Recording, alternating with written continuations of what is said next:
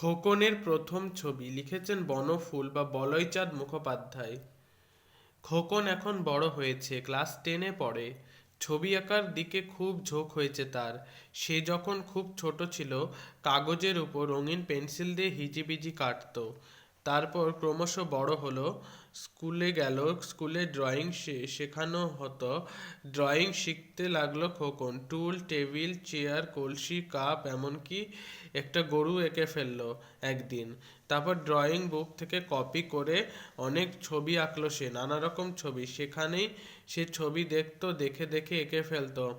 একদিন তার ড্রয়িংয়ের মাস্টার মশাই বললেন, প্রকৃতি থেকে ছবি আঁকো। খোকন জিজ্ঞেস করলো, প্রকৃতি থেকে? হ্যাঁ। তোমার চারপাশে তো অনেক ছবি আছে, সেগুলি দেখো, দেখে দেখে আঁকো না এবার। তোমার বাড়ির সামনে তো চমৎকার গাছ আছে একটি, তার ছবিটি এঁকে ফেলো একদিন। খোকন সত্যি সত্যি এঁকে ফেললো একদিন ইউক্যালিপটাস গাছটাকে। মাস্টারমশাই বললেন, চমৎকার হয়েছে, আরো আঁকো। তোমাদের বাড়ির ছাদ থেকে যে পুলটা দেখা যায় সেটা আঁকতে পারবে? পারবো। পুলের ছবিটা দেখেও খুব প্রশংসা করলেন মাস্টার মশাই। বললেন, চারপাশে যা দেখবে এঁকে ফেলবে, খুব বড় চিত্রকর হবে তুমি। খোকন মহা উৎসাহে আঁকতে লাগলো ছবি, কিন্তু কিছুদিন পরে সে নিজেই বুঝতে পারলো ঠিক হচ্ছে না। সূর্যের যে ছবিটা এঁকেছে সেটা তো সূর্যের মতো নয়। সূর্যের দীপ্তি তো ছবিতে ফোটেনি। গোলাপ ফুলের ছবিতে কি গোলাপ ফুলের সৌন্দর্য ফোটাতে পেরেছে সে? পারেনি। প্রকৃতির ছবি ঠিক আঁকা যায় না। একদিন তো মেঘের ছবি আঁকতে গিয়ে বেকুব হয়ে গেল খোকন। একদিন সে দেখলো আকাশে একটা মেঘ হাতির মতো, ঠিক যেন একটি হাতি পেছনের দুপায়ে ভর করে সুর তুলে আছে। খোকন তাড়াতাড়ি তার ড্রয়িং খাতার ছবিটা আঁকতে লাগলো। আঁকা শেষ হবার পর মিলিয়ে দেখতে গেল ঠিক হয়েছে কিনা। গিয়ে দেখে হাতি নেই, প্রকাণ্ড একটা কুমির শুয়ে আছে। হাতি কুমির হয়ে গেছে। খোকনের বাবার একজন বন্ধু বিখ্যাত চিত্রকর, তিনি লখনৌ শহরে থাকেন। একদিন তিনি খোকনদের বাড়িতে এলেন। খোকনের বাবা তাকে বললেন, খোকনও ছবি আঁকছে? তাই নাকি, দেখি দেখি। খোকন সগর্বে তার ড্রয়িং খাতাগুলো নিয়ে এলো।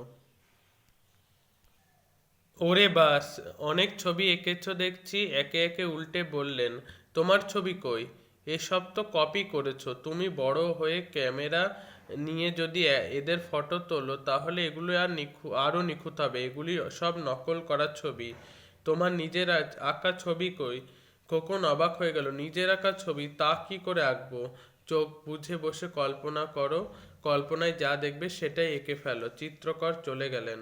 খোকন একদিন নিজের ঘরে চোখ বুজে বসে রইল। অন্ধকার ছাড়ার কিছুই দেখতে পেল না সে। খোকন ঠিক করলো এই অন্ধকারেই ছবি আঁকবে। কালো রং আর তুলি নিয়ে শুরু করে দিল আঁকতে। ড্রয়িং খাতার একটা পাতা কালো রঙে ভরে গেল। তারপর সেটার দিকে এক দৃষ্টিতে চেয়ে রইল খোকন। এটা কি রকম ছবি হলো? এক দৃষ্টে চেয়ে রইল তবু। তারপর হঠাৎ দেখতে পেল ওই কালো রঙের ভেতরই একটা মুখ মুখ রয়েছে, চোখও আছে, অদ্ভুত হাসি সে চোখে। নিজের প্রথম সৃষ্টির দিকে অবাক হয়ে চেয়ে রইল খোকন।